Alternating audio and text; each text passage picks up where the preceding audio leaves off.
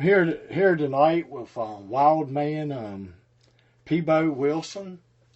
How'd you get the nickname Wild Man? Well, when you work with people like in California and all that, around here for me, it's just growing up. That's just the way I was raised. But for them out there, they like pass out when you talk about certain stuff. You know, they just not used to my country mountain life, I guess, as you call it. And then they just started putting that on everything that I do. And I said, that's fine. If that's what you want to do, that's up to you. I said, and he just sort of stuck. And he just kept on going that way, you know. So, what happens when you deal with city folk? Okay. Was you raised in a musical family, or?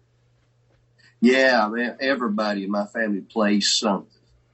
From they go from a mouth harp to piano, mandolin, banjos, you name it, and they play it. Spoons, washboard, anything that would make a little bit of a noise, or any kind of music. That's the way it always was. You know, family gatherings, and everybody would bring an instrument or something like that to gather around. Of course, you know, I wasn't good enough to play with them. You know, I said, well, let me play. Well, it's time to eat. Going on. What's your main inspiration?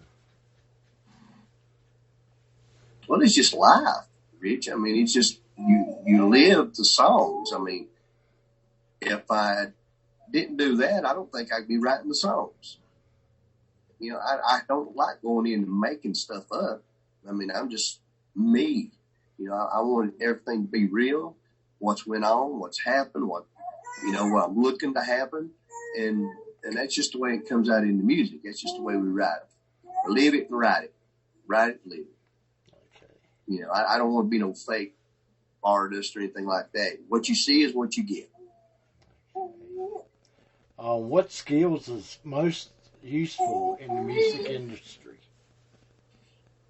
What skills is most useful Yes. in the industry? It would be I would think, just regular people skills. I mean, I have made so many connections with big time people in the industry, multi-platinum and all, by just being myself. Or we just make friends, you know, and then get one thing leads to another. We say, hey, well, let's write a song together. We'll do that. We go and do a recording. I've had major people play on tracks and not charge me nothing, you know, and really get out there. Folks like Timothy Schmidt, you know, who would play on the track. And to get somebody like that to play, you're talking thousands of dollars, stuff like that. And it's just blows my mind that they would do that just to be a part of what I'm doing. That's what I always find it. If they would spread their time. So like, say my track When Our Barn Burns Down. See, it was recorded in L.A. I wasn't there with that. You know, so we had the big time people come in and play on it for nothing, just doing a favor. And then we'd all meet in Nashville, and we go down there to the sound kitchen, down there down below on the south side, and we go and record it. And just everybody have lunch, just whatever. I mean, everybody just has become real good friends, you know. Same way with the videos and all that, you know. Yeah, speaking about the Barns Burns Down, we're going to play your track.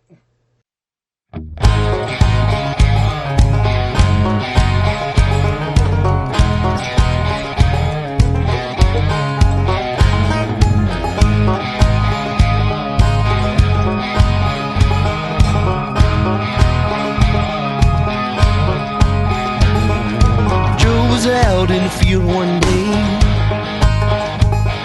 shucking corn and baling hay. Here comes Sue, the neighbor's wife, with a glass of tea and a dress too tight. All the women knew all over town Joe had the biggest barn around. We showed it off to Sue one day.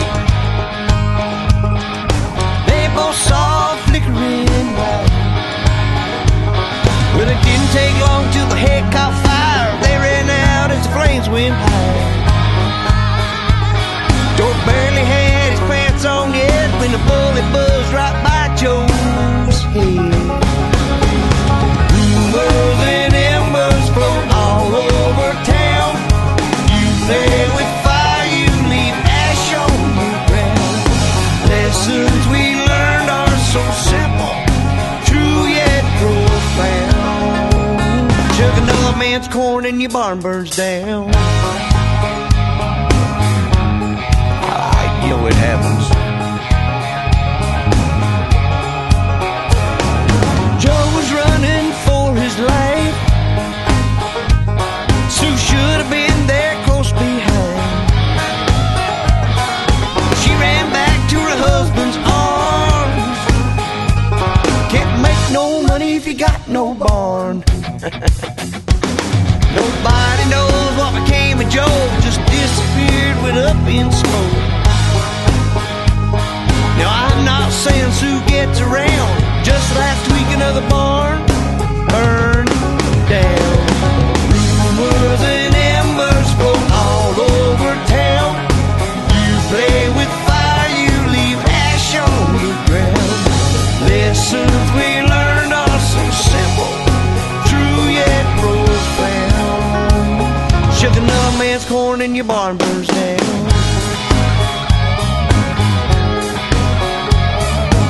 Like that. Rumors and embers float all over town. You play with fire, you leave ash on the ground. Lessons we learned are so simple, true yet profound. Sugar another man's corn, milk another man's cow. Wake up in the morning with your barn burned down.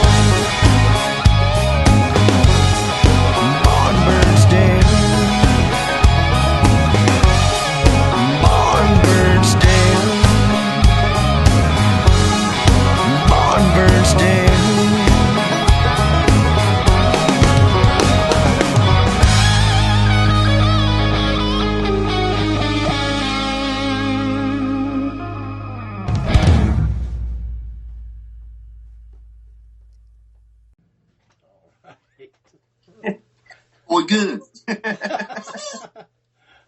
Did you write that song? Or? No, my cousin wrote that song.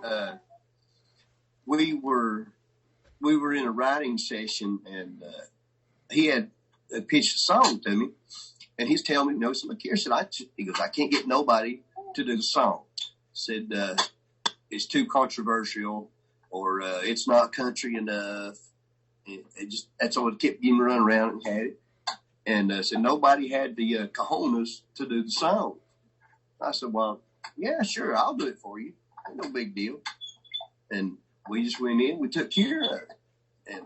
And the way I do stuff like I've done some other songs from big writers that I have written with, but what I find if they think that I'm good enough to do their songs, I'm not going to tell them no.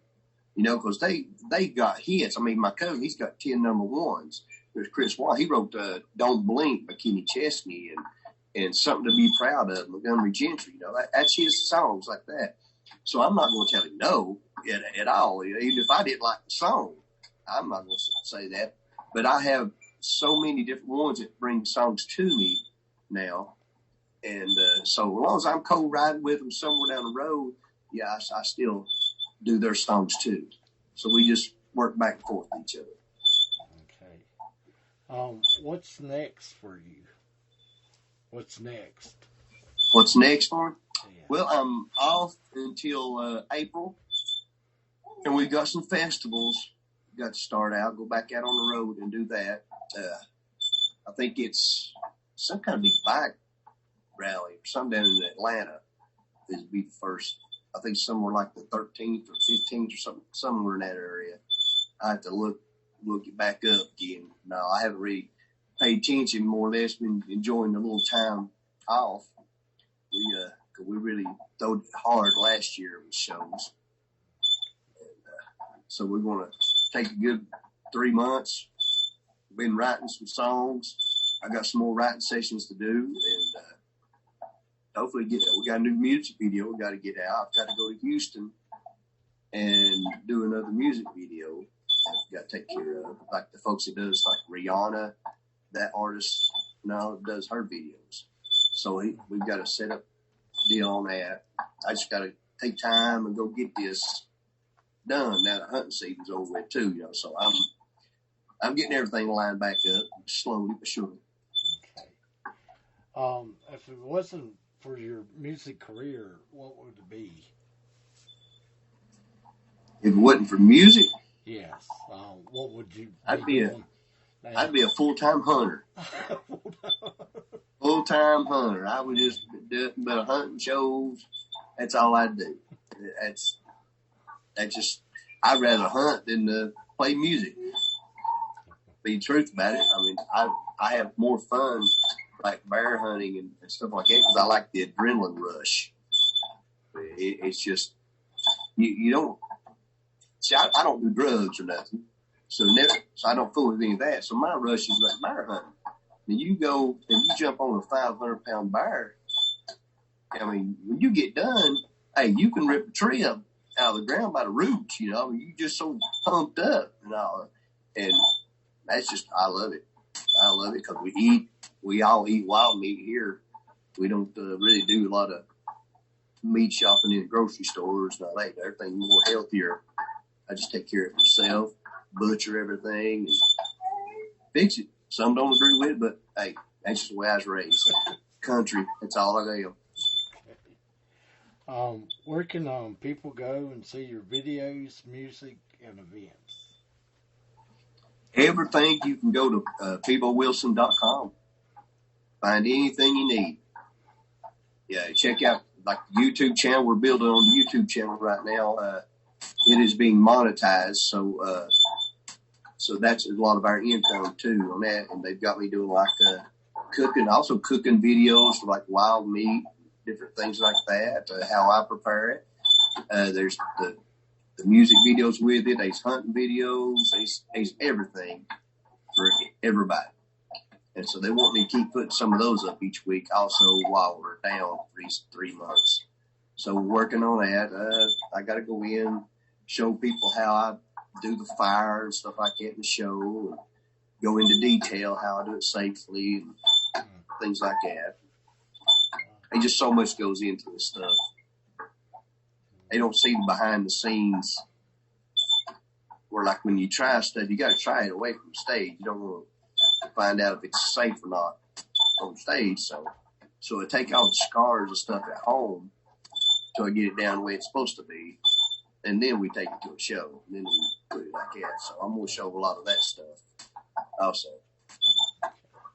Well, thanks for being on the show tonight. I really enjoyed meeting and talking to you. Hey, it's a pleasure. And nice meeting you too, Rich. I didn't know anything. You surprised me there. All this, you know. But usually we're pretty busy. But we've done a lot of interviews and all over the last few years. And I mean, we always loved it. I always talk about music. That's the main thing. And like I said, PeboWilson.com. All the hit writers, check out Chris Wallen, another writer, Brian White, Brian Todd, Charlie Midnight, Kevin DeClue, and just awesome writers. Check out all their stuff on YouTube and stuff too.